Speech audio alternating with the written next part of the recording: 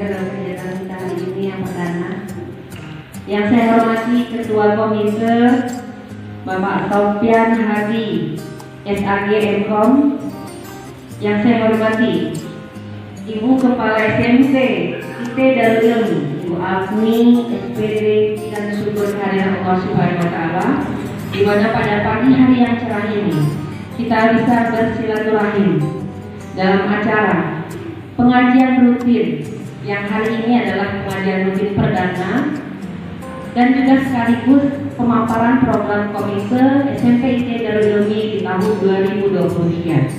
Bismillahirrahmanirrahim.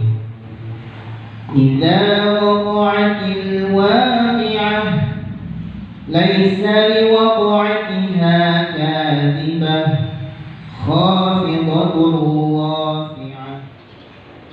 Ibu-ibu dan bapak-bapak sekalian, mohon maaf saya minta waktu sebentar untuk ikut dalam pertemuan pagi hari ini.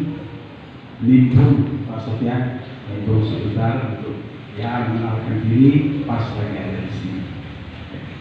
Alhamdulillah pagi hari ini Allah sehatkan kita.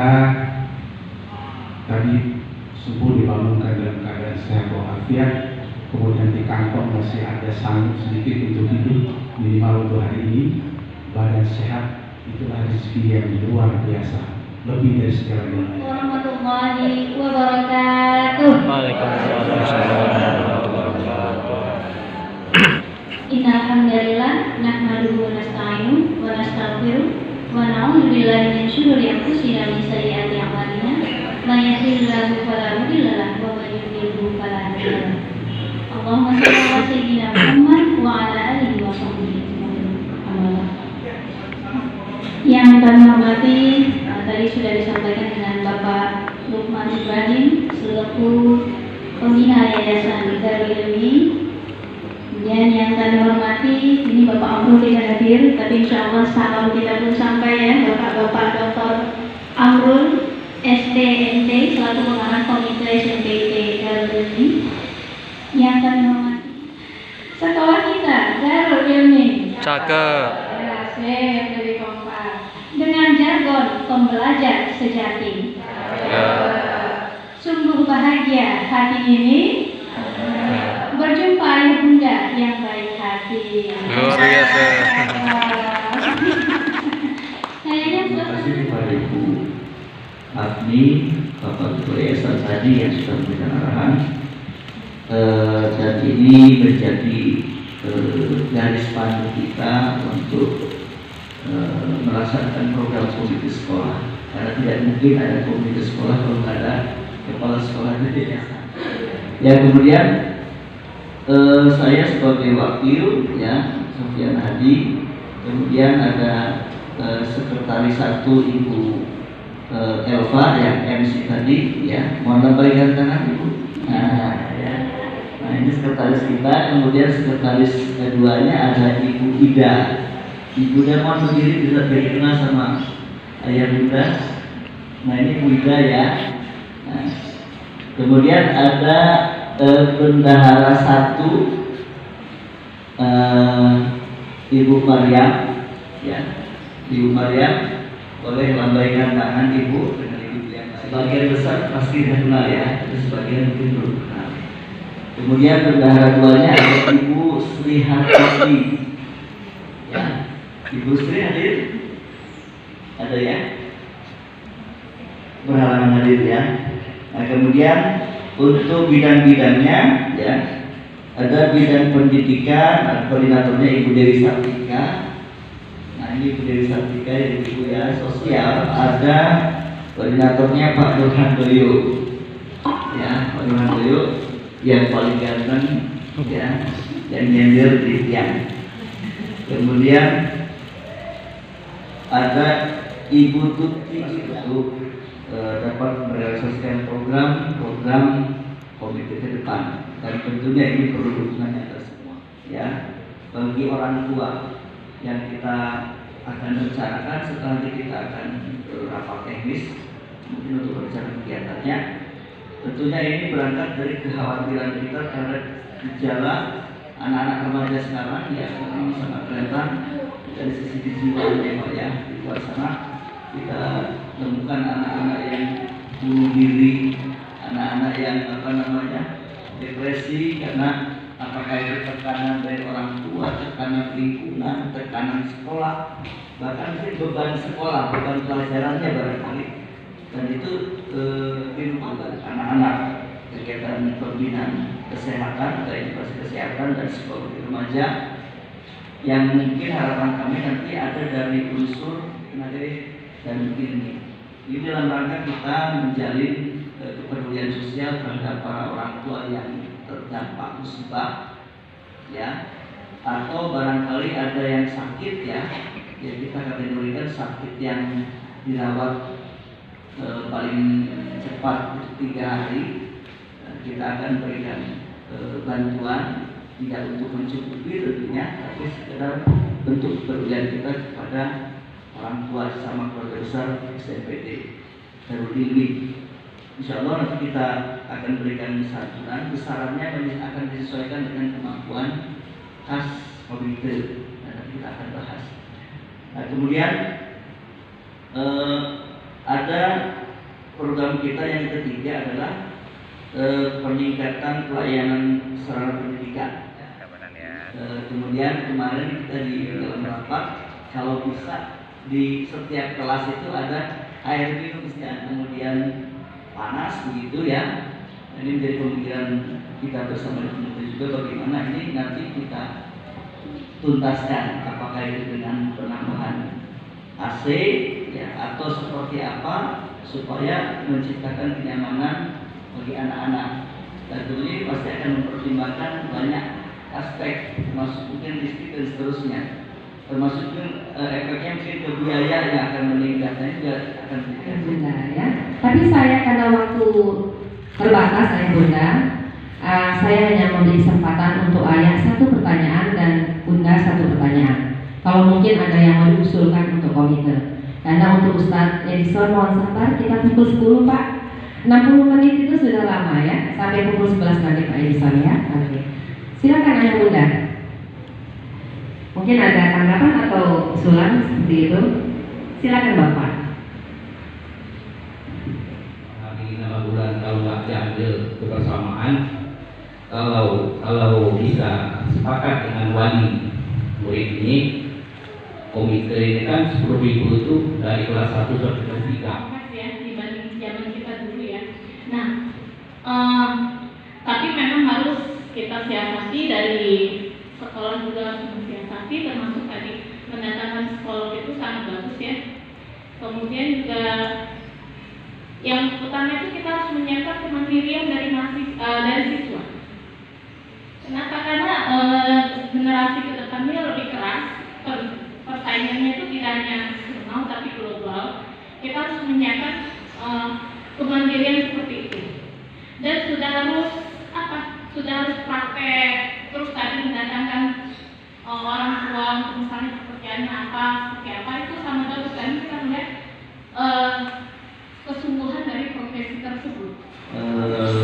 Orang tua tentunya ya, terkait dengan penambahan biaya ini seperti apa? Kalau pola pembayaran saya kira bisa disepakati tadi ya, nempel di SPP ya. Tapi kalau besaran barangkali ya, mengingat kita banyak program yang akan kita berikan ya, jika kita naikkan ya mungkin itu lebih baik, tetapi juga jangan sampai memberatkan. Jadi angka berapanya ya kami serahkan ke Bapak Ibu semua. Kalau mau naik berapa ya silahkan ikut ya. Yang penting di angka yang memang tidak memberatkan ya, dan memang sangat realistis. Assalamualaikum warahmatullahi wabarakatuh. Alhamdulillahirabbil alamin alladzi an'ama 'alaina bi ni'matil iman wal islam. Asyhadu an la ilaha illallah wahdahu la syarika dzul jalali wal ikram. Asyhadu anna Muhammadan abduhu wa rasuluhu sayyidul anam. Allahumma shalli wa sallim ala sayyidina Muhammadin wa ala alihi wa ashabihi. Rabbi shrah li sadri wa yassir li amri wahlul 'uqdatam min lisani yafqahu qawli. Syukur kehadirat Allah, kita saling mengaulkan hati untuk menghantarkan anak-anak kita menjadi anak-anak yang sukses sesuai dengan harapan kita di masa yang akan datang. Salawat dan salam semoga Allah limpahkan pada junjungan kita Nabi besar Muhammad sallallahu alaihi wasallam. Semoga juga terlimpah pada keluarga, sahabat, dan insyaallah pada kita semua selaku umatnya. Saya senang sekali karena Bapak Ibu sekalian mengutamakan kehadiran. Saya kesibukan banyak, kesibukan kita ini. Nggak tahu kita ini tambah akhir zaman ini kesibukan tambah banyak. Susah mencari waktu. Sehingga itu menyebar di kalangan santri bahwa Syekh Abdul Qadir Jailani ngasih makanan sisa sama santri. Akhirnya ada satu wali santri yang ngambil anaknya, dikeluarkan dari perguruannya Syekh Abdul Qadir Jailani. Tapi sambil pulang ngobrol, ditanyanya ilmu agama, anaknya pangkas menjawab, ya Allah pikir si bapak banyak ilmunya punya anaknya. Dulu apa di pondok sudah banyak ilmu, semua yang katanya bisa. Ini tidak jadi dibalik, di tengah jalan balik lagi ke pondok. Diserahkannya anaknya kembali kepada Syekh Abdul Qadir Jailani. Tuhan, aku tidak jadi mengeluarkan anak ini dari pondok Tuhan. Akan dititipkan nanti kepada Tuhan. Tapi apa kata Syekh Abdul Qadir Jailani? Bawalah anaknya pulang. Kenapa? Karena keberkahannya sudah dicabut oleh Allah. Salawat kejiwaannya. Saya pernah meneteskan air mata mendengar. Ada memang suaranya bagus, cengkoknya bagus. Dia membawakannya juga dengan penuh kejiwaan. Wirajaba wa syabana wa balina Ramadana wa balina Ramadana. Ada kata-kata yang menarik yang saya teringat sampai saat ini corona kemarin. Sampai kita trauma dengan mic hidup di masjid. Nah, gimana? Assalamualaikum warahmatullahi wabarakatuh. Ya Allah, siapa lagi? Nggak tahu RT, nggak tahu Arma Ashmur. 4 bulan yang disucikan.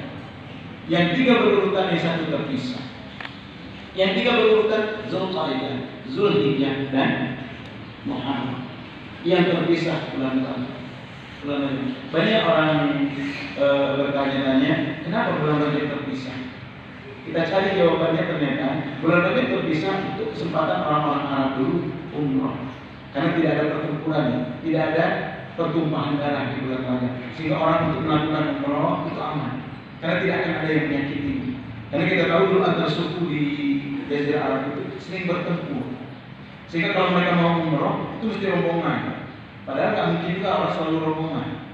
Nah sehingga Allah yang Maha Tahu menetapkan bulan Rajab itu sebagai bulan yang disucikan, yang tidak ada pertumpahan darah di situ. Tidak ada pertumpahan darah. Sehingga orang ada kesempatan orang untuk bertawaf, untuk umroh di bulan Rajab, dan itu aman. Itu hikmahnya. Nah maka beribadah di bulan Rajab itu sangat dianjurkan. Kenapa? Ada fadilah bulan sucinya. Ada fadilah bulan sucinya. Maka ibadah apa yang dianjurkan? Puasa, ya kan? Apalagi kita sudah mendekati bulan Ramadan. Puasa di antara infak dan sedekah dan lain sebagainya.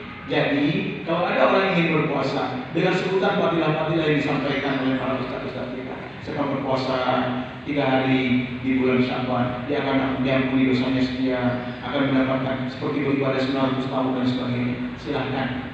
Hadis doib, tapi itu Ustaz, walaupun doib kalau memotivasi beribadah disepakati oleh para ulama dan mengurangi puasa di 15 hari yang terakhir untuk tidak mencampur baurkan puasa Sya'ban dan puasa 2 bulan ini. Kalau saya tertarik dengan Rajabnya, sebetulnya bulan Rajab ini adalah bulan pengukuhan. Karena di bulan Rajab ini ada peristiwa besar yang kita kenal dengan Isra al-Mi'raj. Ada Isra al-Mi'raj. Maka kalau kita buka lembaran-lembaran Isra al-Mi'raj, dia sebetulnya tidak berdiri sendiri. Ada rangkaian-rangkaian yang menyertainya. Apa saja itu? Yang pertama memang bagaimana embargo ekonomi yang diterima oleh kaum muslimin. Ya, bagaimana orang-orang Quraisy membuat undang-undang, dibukukan di kertas, kemudian ditempel di dinding Ka'bah. Bahwa orang kafir Quraisy tidak boleh punya ibadah kasihan sama orang kafir, sama orang muslim. Kemudian tidak boleh ada ikatan pernikahan, jadi tidak boleh lagi ada pernikahan dengan orang muslim. Kemudian tidak boleh ada hubungan jual beli. Sehingga terkonsentrasilah kaum muslimin di sebuah tempat namanya Lembah Bani Arqam. Kita tahu jemaah sekalian, Rasul dan para sahabat itu beda sama kita di Indonesia. Mereka tidak membeli barang itu nekok kayak kita. Kalau kita biasakan di Mekah, jangan yang lebar daunnya untuk kita melakukan. Jangan yang lebar daunnya. Daripada pasir daunnya kecil. Kalau kita belajar IPA dulu, belajar biologi dulu. Kenapa daun di daerah panas itu kecil-kecil? Untuk mengurangi penguapan. Itu dimakan oleh pasir daun kecil. Ada kaktus dikupas dimakan kaktus. Saking laparnya ada yang menendang tongkat. Direndamnya tongkat. Lapu begitu tinggi makan yang lapu itu lagi. Bagi tongkat. Ya Allah, malu kita kalau baca sejarah kita tadi. Kalau kita lebih sering kenyangnya daripada laparnya. Apa yang sudah musim kodangnya? Allah titip salam untuk kita. Allah tidak kasih kabar gembira untuk kita.